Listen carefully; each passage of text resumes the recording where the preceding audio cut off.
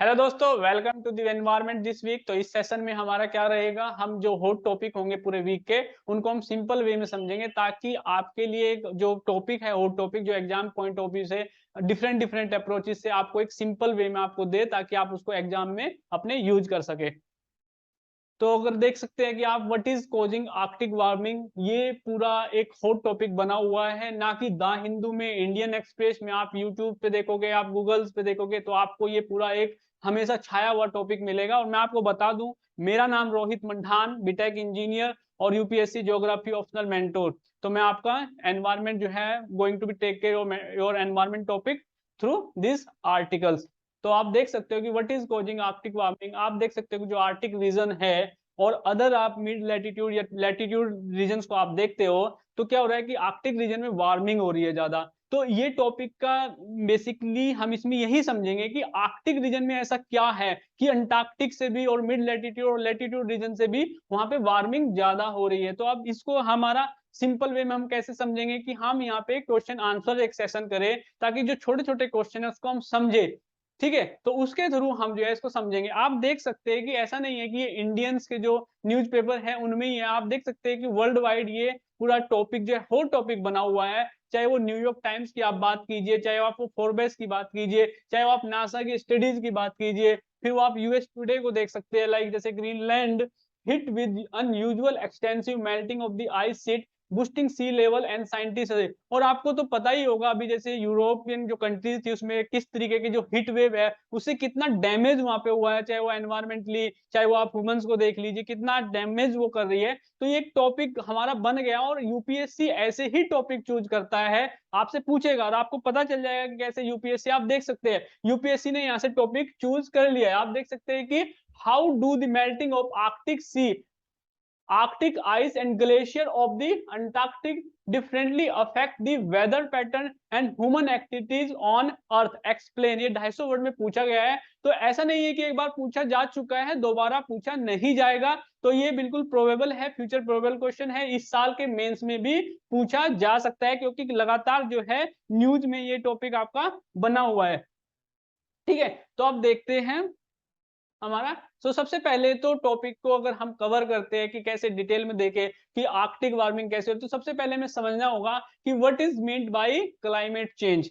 तो अगर आप क्लाइमेट चेंज को देखते हो, क्लाइमेट चेंज को अगर मैं एक सिंपल वर्ड में आपको बताऊं तो क्या होता है, इरिवर्सिबल चेंज। अगर कोई चेंज हुआ है तो उसमें आप क्या नहीं कर सकते, रिवर्स नहीं कर सकते। तो ठीक है, तो अगर रिवर्स नहीं कर सकते तो ये क्या हो गया, इसका मतलब एक बहुत बड़ी समस्या है वर्ल्ड के सामने, ग्लोबल लीडर्स के सामने। क्योंकि अगर एक बार टेम्परेचर बढ़ गया तो दोबारा से पीछे नहीं आएगा। तो इसका मतलब क्या है, अगर डैमेज हो गया तो दोबारा उसको आप रिकवर रिपेयर नहीं कर सकते। तो इसलिए बहुत इंपॉर्टेंट टॉपिक हो जाता है क्लाइमेट चेंज को समझना। तो आप देख सकते हैं कि लॉन्ग टर्म एवरेज, तो आपका क्या होगा, कोई भी टेम्परेचर, जैसे अभी क्या हो रहा है कि जो स्टडीज है, चाहे एज पर दी आईपीसी को देख लीजिए, चाहे वो ग्लोबल साइंस रिपोर्ट को देख लीजिए, तो वो क्या कर रहे हैं, प्रिडिक्शंस कर रहे हैं कि टेम्परेचर कितना ज्यादा चेंज होगा। लाइक 1.5 डिग्री सेल्सियस का करा जा रहा है। जैसे अभी कोप 26 हुई थी ग्लासगो में, तो उसमें क्या हुआ है कि बहुत सारे इस तरीके के प्लेजेस लिए गए। नेट जीरो का प्लेज क्यों लिया गया, क्योंकि क्लाइमेट चेंज क्या हो रहा है, लगातार चेंज हो रहा है। तो उसको कर्व करने के, उसको लिमिटिंग करने के लिए 1.5 डिग्री सेल्सियस और मैक्सिमम 2 डिग्री सेल्सियस, जो कि हमारा पेरिस क्लाइमेट चेंज में एक डील हुई थी, और जिसमें एनडीसी, जिसको आज बोलते हैं हम इंटेंडेड जो नेशनली डिटरमाइन कंट्रीब्यूशन है, एवरी कंट्री हमारे जो है, इंडिया ने भी अपने कंट्रीब्यूशन दिए हुए हैं। और उसके चलते आप इंडिया में देखोगे जिस तरीके के मिशन लेकर के आए हुए हैं, चाहे वो रिन्यूएबल एनर्जी का टारगेट हो प्राइम मिनिस्टर हमारे जो मोदी जी के द्वारा, तो इस तरीके से हमारा क्या किस तरीके का ट्रेंड है आप देख सकते हो। तो लॉन्ग टर्म अगर आप एवरेज टेम्परेचर चेंज देखोगे तो उसको क्लाइमेट कहेंगे। लाइक जैसे आप स्प्रिंग सीजन से पता चल सकता है, समर इंटेंसिटी से पता चल सकता है। आप देखोगे समर जो स्प्रिंग जो सीजन है, आप जो कि हमारा अप्रैल और जो हमारा मार्च में आता है, तो आप देखोगे उसका अराइवल क्या हो रहा है, जल्दी अराइवल हो गया है। तो इससे क्या हुआ, जल्दी अराइवल होने से क्या हुआ है, आपकी देखोगे विंटर क्या हुआ, विंटर छोटी हो गई है और इंटेंसिटी आप देखोगे इंटर की वो बढ़ गई है। ठीक है, दूसरा समर इंटेंसिटी आप देख लीजिए, समर इंटेंसिटी से आपको पता चल जाएगा कि अभी हिट वेव, जैसे यूरोपियन हिट वेव देख लीजिए, तो उससे क्या हो रहा है, हिट वेव से क्या हो रहा है, आप देखोगे कि जो फॉरेस्ट फायर है उसकी फ्रीक्वेंसी, ठीक है, और फॉरेस्ट की वल्नरेबिलिटी कितनी ज्यादा बढ़ गई है। ठीक है, आप देखोगे 21st और 25th, जो फर्स्ट 20th सेंचुरी और 21st सेंचुरी से आप देख सकते हो कि हम देखेंगे जैसे प्री इंडस्ट्रियल लेवल, पे जो टेम्परेचर था किस तरीके से वो चेंज हो रहा था। तो अगर आप क्लाइमेट चेंज को समझोगे तो क्लाइमेट चेंज ऐसा नहीं है कि ये नेचुरल फिनोमिना नहीं है, नेचुरल फिनोमिना है, बट जो एंथ्रोपोजेनिक जो एक्टिविटीज है उसने क्या किया, इसको और ज्यादा एग्रेवेट किया है। जो क्लाइमेट चेंज, मान लिया जो होता है ना कि एक स्लो रेस से चल रहा था उसको एग्रेवेट कर दिया, तो उसको स्पीड को बढ़ा दिया, फास्ट स्पीड कर दी, और उसी से क्या हो रहा है कि बहुत ज्यादा ऐसे डैमेज हो रहे हैं जिसको हम रिकवर नहीं कर सकते। ठीक है, तो हम इस तरीके से इसको समझ सकते हैं। तो this is your climate change. अब समझेंगे हम what is the difference between the climate and weather, क्योंकि ये बहुत ज्यादा कंफ्यूजन में रहता है कि क्लाइमेट क्या होता है, वेदर क्या होता है। स्टूडेंट्स क्या चाहते हैं कि वेदर और क्लाइमेट में वो डिफरेंशिएट ही नहीं कर पाते। तो आज हम समझेंगे कि क्लाइमेट और वेदर में क्या डिफरेंसेस होते हैं। तो अगर आप वेदर को देखते हो, वेदर क्या आपका डेली फिनोमिना। डेली फिनोमिना कैसे, जैसे आपका प्रेसिपिटेशन हो रहा है, आज प्रेसिपिटेशन हुआ, कल नहीं हुआ, परसों नहीं हुआ, फिर जो है तरसों आपका हो जाएगा डे आफ्टर डे। ठीक है, तो आप ह्यूमिडिटी को देख लीजिए, आज की आप देखते हो ना मोबाइल पे ऐप होती है ना, तो मोबाइल पे आपकी क्लाइमेट ऐप नहीं होगी, मोबाइल पे आपकी वेदर ऐप होगी, आपको बताएगी डेली, अच्छा आज ह्यूमिडिटी कितनी है, प्रेसिपिटेशन चांसेस कितना है, विंड डायरेक्शन, विंड स्पीड, तो आपको वेदर का पैटर्न आपको मिलेगा। तो आप देख सकते हो कि atmospheric condition, temperature, humidity, precipitation, cloudiness, तो ये आपको क्या बताएगा, ये आपकी वेदर चीज को बताता है, वेदर फिनोमिना। बट जब आप क्लाइमेट को देखते हो तो क्लाइमेट क्या आपका एवरेज है, किस चीज का एवरेज, आप देखोगे एनुअल एवरेज देखोगे, आपके जो भी वेदर आपका पैटर्न रहा, जैसे आपका एनुअल वेदर पैटर्न क्या रहा, वो आपको क्लाइमेट, आपकी क्लाइमेटिक फीचर्स को बताता है। ठीक है, आप ठीक है, आप देख सकते हो कि बिहेवियर ऑफ द एटमोस्फेयर, तो क्लाइमेट क्या बता रहा है, क्लाइमेट आपका जो एटमोस्फेयर है उसका बिहेवियर बता रहा है। बिहेवियर मतलब जब आप बिहेवियर देते हो, कोई कंसिस्टेंट आपका क्या रूटीन है, आपको रूटीन बता रहा है। ठीक है, तो एवरेज ऑफ जैसे प्रेसिपिटेशन, टेम्परेचर, ह्यूमिडिटी, आप देख लीजिए कि जैसे अभी हम क्यों, अब क्लाइमेट को पता चल रहा है कि जैसे क्लाइमेट हुआ, अब हम क्लाइमेट को कंपेयर कर रहे हैं तो हमें पता चला कि क्लाइमेट चेंज हो रहा है। जैसे हमने किस चीज से हमने एक रेफरेंस लिया है उसको कंपेयर करने के लिए, तो कंपेयर करने के लिए क्यों रेफरेंस लिया हमने, प्री इंडस्ट्रियल लेवल का लिया, क्योंकि इंडस्ट्री के बाद से क्या हुआ है कि जो ग्रीन हाउस गैसेज जो है, जो क्लाइमेट चेंज को जो कोज कर रही है, उसके चलते क्या हो रहा है कि टेम्परेचर का बढ़ने का जो स्पीड थी, जिसको रेट जिसको हम बोलते हैं, वो चेंज हो गया। तो अब हम कंपेयर कर रहे हैं कि जो प्री इंडस्ट्रियल लेवल और जो पोस्ट इंडस्ट्रियल लेवल है उस पर कंपेयर कर रहे हैं। अब हम उसी से अपना टारगेट भी बना रहे हैं कि हमारा क्या टारगेट रहना चाहिए, हम कितना CO2 मतलब जो ग्रीन हाउस गैसेज कितनी छोड़ सकते हैं, तो वो ही हमारी प्लेजेस भी रही है। तो इस तरीके से हम देख सकते हैं कि क्लाइमेट और वेदर में ये हमारा क्या होता है, डिफरेंसेस होता है। नाउ नेक्स्ट क्वेश्चन पे देखते हैं कि what are the projection for the climate change in 21st century. आप देख सकते हो कि लगातार जो है हमारी जो UNFCCC की मीटिंग हो रही है, ठीक है, वर्ल्ड लीडर्स बहुत ज्यादा कंसर्न्स है क्लाइमेट चेंज को लेकर के, और मैनी ऑर्गेनाइजेशन लाइक IPCC हो गया, ग्लोबल साइंस रिपोर्ट हो गया, फिर अभी आप देख सकते हो कि COP26 हुआ है, पेरिस क्लाइमेट चेंज हुआ है, तो उसमें क्या हुआ है, प्रोजेक्शंस बताए गए, और प्रोजेक्शन में दिखाया गया कि जो वर्ल्ड है वो 1.5 डिग्री सेल्सियस और maximum to maximum 2 degree Celsius तक ही उसको अफोर्ड कर सकता है। अदरवाइज हम क्या होगा कि जो क्लाइमेट चेंज अगर आपका बढ़ता चले जाएगा, जैसे 3 डिग्री सेल्सियस और 4 डिग्री सेल्सियस अगर आपका बढ़ेगा आफ्टर 2050 और इन दी जो है 21st सेंचुरी के लास्ट एंड तक, तो क्या होगा कि जो इम्पैक्ट होगा आप उसको इमेजिन भी नहीं कर सकते कि इतना ज्यादा आप जो इम्पैक्ट के आप देखोगे, इंटेंसिटी आप देखोगे, वो बहुत ज्यादा डेप्थ तक जाएगी। तो इसी तरीके से इसमें बताया गया है जो प्रोजेक्शंस है, जो हमारा एनुअल CO2 का जो एमिशन है और जो सिंक कैपेसिटी है, ठीक है, और उसके चलते जो बीच में जो गैप है कि हम अपने टेम्परेचर को 1.5 डिग्री सेल्सियस और 2 डिग्री सेल्सियस तक उसको मेंटेन करने के लिए कितना एमिशन और छोड़ सकते हैं, कितना छोड़ सकते हैं, वो बताया गया है। तो दोबारा से बार बार से IPCC और जो ग्लोबल साइंस रिपोर्ट है और अदर जो रिपोर्टर्स है वो लगातार इसी चीज पर एम्फेसाइज कर रहे हैं कि किस तरीके से इसको किया जाए। वो वर्ल्ड लीडर को भी आह्वान दे रहे हैं कि ये हमारे पास लिमिट है, ये गैप है, आप इस पे कंट्रोल कीजिए।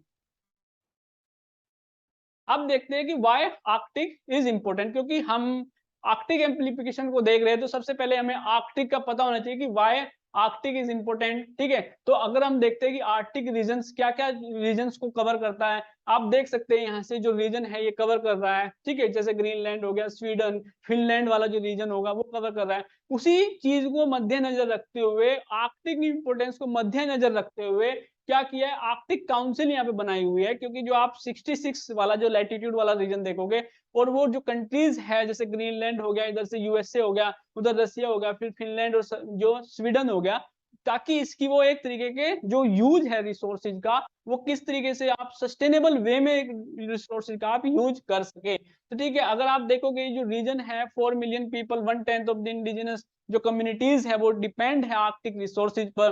ठीक है, रिसोर्सेज आप देख लीजिए, चाहे वो energy resources, renewable energy resources. और रिसोर्सेज का इंपोर्टेंस तब बढ़ता है जब आप देखोगे रसिया और यूरोप के बीच में जो एक आप देख सकते हो कि जो युद्ध जो चल रहा है, वार जिसको हमको बोल सकते हैं, और ये जो वार है ये कोल्ड वार में जो चेंज होने वाला है, तो उस तरह से रिसोर्सेज का आप देख सकते हो कि कितना बड़ा एक मेजर रोल जो है रिसोर्सेज प्ले करने वाला है। और उसमें आप एनर्जी क्राइसिस एक बहुत ही हॉट टॉपिक जो है होने जा रहा है।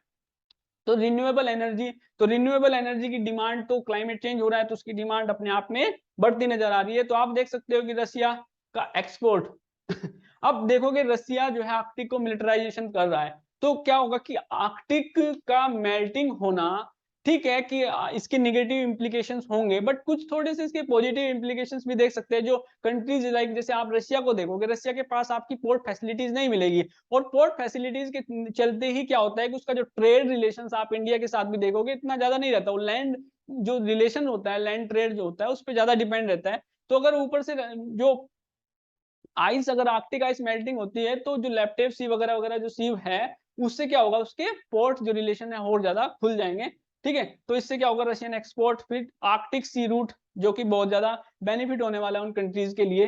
ठीक है, आप देख सकते हो कि focal point of the climate change, अब यही जो आर्कटिक सी है यही क्लाइमेट चेंज का फोकल पॉइंट भी बना हुआ है, और इसी का जो मेन रीजन है वो क्या है, आर्कटिक एम्प्लीफिकेशन। अब देखते हैं कि आर्कटिक एम्प्लीफिकेशन होती क्या है, तो यहां से हमें समझ में आएगा कि आर्कटिक एम्प्लीफिकेशन होती क्या है। तो व्हाट इज आर्कटिक एम्प्लीफिकेशन, तो आर्कटिक एम्प्लीफिकेशन, एम्प्लीफिकेशन मींस आपका जो फिनोमिना है वो बहुत ज्यादा एग्रेवेट हो गया है, और एग्रेवेट होने की वजह से क्या हुआ कि पूरा साइक्लिकल फिनोमिना बन गया है। तो एक चीज ने क्या किया, दूसरी चीज को एग्रेवेट, दूसरी चीज तो एक क्या हो गया, एक ये पूरा कैटास्ट्रोफिक फिनोमिना बन गया है क्लाइमेट चेंज का। आप देखोगे rise in air temperature at the earth surface, तो ये जो टेम्परेचर हुआ है ये किसकी वजह से, ग्रीन हाउस गैसेज की वजह से हुआ है। तो जैसे ग्रीन हाउसेस गैसेज बढ़ती चली गई तो इससे क्या हुआ, जो उसकी कंसंट्रेशन थी तो उसके चलते क्या हुआ, जो सरफेस टेम्परेचर था एयर वो बढ़ गया। जब एयर सरफेस टेम्परेचर बढ़ा तो उससे क्या होगा, melting of the sea ice, snow बढ़ जाएगी। तो अगर सी आइस उसने उसकी मेल्टिंग अगर बढ़ रही है तो इससे क्या होगा, जो एल्बिडो है आइस का वो क्या होगा, बहुत ज्यादा कम हो जाएगा। जब एल्बिडो कम हो जाएगा उससे क्या होगा, जो जो सन रेज आ रही है वो पेनिट्रेट करेंगे, तो इससे क्या होगा, जो intensified biological activity in the ocean हो जाएगा। आप देखोगे लेस रिफ्लेक्शन मोर एब्जॉर्प्शन, मतलब जो रेज आ रही है उनका एब्जॉर्प्शन ज्यादा होगा। इससे क्या होगा, सी का जो warming of the upper ocean layer, अब अपर ओशियन लेयर की वार्मिंग होगी, इससे क्या होगा, लार्ज एनर्जी फ्लो होगी। अब क्या होगा कि warming of the lower atmosphere through back radiation, ठीक है, और मोर हेज एंड क्लाउड। तो इस तरीके से पूरा आप देखोगे ये आर्कटिक एम्प्लीफिकेशन का पूरा प्रोग्राम है, आप देख लीजिए।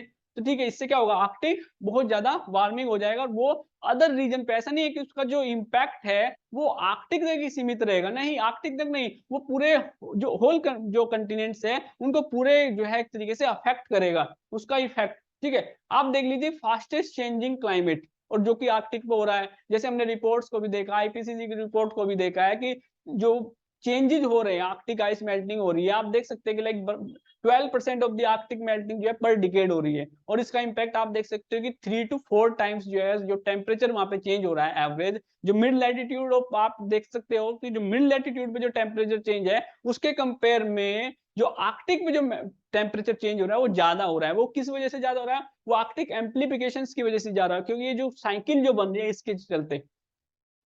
आर्कटिक बायोडाइवर्सिटी 20,000 स्पीसीज को रिप्रेजेंट करता है आर्कटिक, और उसमें पोलर बियर तो सबसे ज्यादा है, हमेशा जो है न्यूज में रहता है। क्यों, क्योंकि जो आइस है, आइस के मेल्टिंग होने से क्या होगा, उसकी जो फूड साइकिल है वो उसकी डिस्टर्ब हो जाएगी, क्योंकि जो पोलर बियर होते हैं वो किस पे डिपेंड, जो सील्स होती है सील्स पे डिपेंड होता है, तो वो उसके चलने के लिए क्या चाहिए, आइस चाहिए ना, सी आइस। तो क्या होता है कि उनकी जो है पूरा फूड चेन जो है वो कंप्लीटली डिस्टर्ब हो जाती है, तो उसके चलते जो पोलर बियर है वो हमारा वो हो रहा है, इंडेंजर की लिस्ट में आ रहा है। तो आर्कटिक हैज मेजर इन्फ्लुएंस, आप देख सकते हो कि एटमॉस्फेरिक फिनोमिना, ओशियनोग्राफिक साइकिल, ठीक है, बायोकेमिकल साइकिल, तो इस तरीके से वो अफेक्ट कर रहा है। तो ये एक हमने जो है एक आर्कटिक एम्प्लीफिकेशन पे शॉर्ट वीडियो बनाया है। तो जो मेजर टॉपिक आप देख सकते हो जैसे atmospheric phenomena, oceanographic cycle, biochemical cycle पे क्या इफेक्ट होगा, इसके लिए हम जो है अपनी मोर वीडियो इस पे लेकर के आएंगे डिटेल में, क्योंकि हम इसको ज्यादा हेक्टिक नहीं करना चाहते थे। तो if you like such videos, तो हम जो है और वीडियो लेकर के आएंगे। प्लीज सब्सक्राइब और like our YouTube channel. Thank you guys.